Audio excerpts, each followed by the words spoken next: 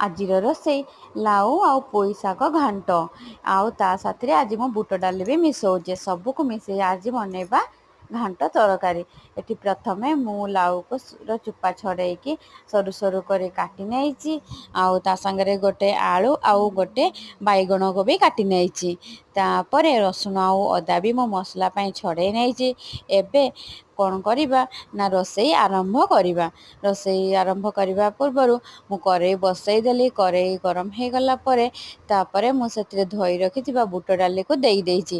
ତାପରେ କାଟି ରଖିଥିବା ଲାଉ ଆଳୁ ବାଇଗଣକୁ ସେଥିରେ ଦେଇଦେଲି। ତାପରେ ସେଥିରେ ଅଳ୍ପ ଲୁଣ ଆଉ ହଳଦୀ ଦେଇ ଗୋଟେ ଢାଙ୍କୁଣୀ ଦେଇ ସିଝେଇବା ପାଇଁ ଛାଡ଼ିଦେଲି କିଛି ସମୟ।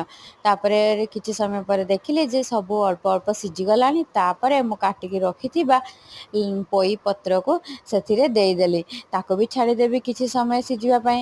ଏବେ ଆମର ସବୁ ପରିବା ଭଲ ଭାବରେ ସିଝି ହେଇଯାଇଛି। ଏବେ ତାକୁ ଆମେ କ'ଣ କରିବା ନା ଛୁଙ୍କ ଦେବା। ସେଥିପାଇଁ ମୁଁ କରେଇରୁ ସବୁ ପରିବାକୁ ଖୋଲିଦେଲି ଆଉ ଗୋଟେ ପାତ୍ରକୁ। ତାପରେ ସେଇ କରେଇରେ ମୁଁ କିଛି ସୋରିଷ ତେଲ ଦେଲି, ପଞ୍ଚ ଫୁଟଣ ଦେଲି।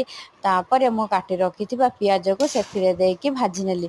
ପିଆଜ ଟିକେ ହାଲକା ଭାଜି ହେଇଗଲା ପରେ ସେଥିରେ ମୁଁ ପ୍ରସ୍ତୁତ କରି ରଖିଥିବା ମସଲାକୁ ଦେଇଦେଲି। ମସଲା ଟିକେ ଭଲ ଭାବରେ କଷି ହେଇଗଲା ପରେ ସେଥିରେ ମୁଁ ଟମାଟୋକୁ ଦେଇଦେଲି ଆଉ କିଛି ଲଙ୍କା ଗୁଣ୍ଡ ବି ଦେଇଛି। ସେ ସବୁ ଭଲ ଭାବରେ ମସଲା ପ୍ରସ୍ତୁତ ହେଇଗଲା ପରେ ମୁଁ ସିଝେଇ ରଖିଥିବା ସବୁ ପରିବାକୁ ସେଥିରେ ଦେଇଦେଲି। କିଛି ସମୟ ତାକୁ କଷି ନେଲି। ତାପରେ ତାକୁ ଫୁଟିବା ପାଇଁ ଛାଡ଼ିଦେଲି। ଏବେ ଆମର ପ୍ରସ୍ତୁତ ହେଇଯାଇଛି ଲାଉ ବୁଟ ଡାଲି ପୋଇ ଶାଗ ଘାଣ୍ଟ। ଦେଖିବା ପାଇଁ ତ ଭଲ ଲାଗୁଥିଲା ଆଉ ଖାଇବାକୁ ମଧ୍ୟ ଭଲ ଲାଗୁଥିଲା। କେଉଁମାନେ ଏମିତି ବନେଇଥାନ୍ତି ନିଶ୍ଚୟ ଜଣାଇବେ। ରହୁଛି ଜୟ ଜଗନ୍ନାଥ। ଯଦି ଭିଡ଼ିଓଟି ଭଲ ଲାଗିଥିବ ଲାଇକ୍ କରିବେ, କମେଣ୍ଟ କରିବେ, ସବସ୍କ୍ରାଇବ୍ ମଧ୍ୟ କରିବେ।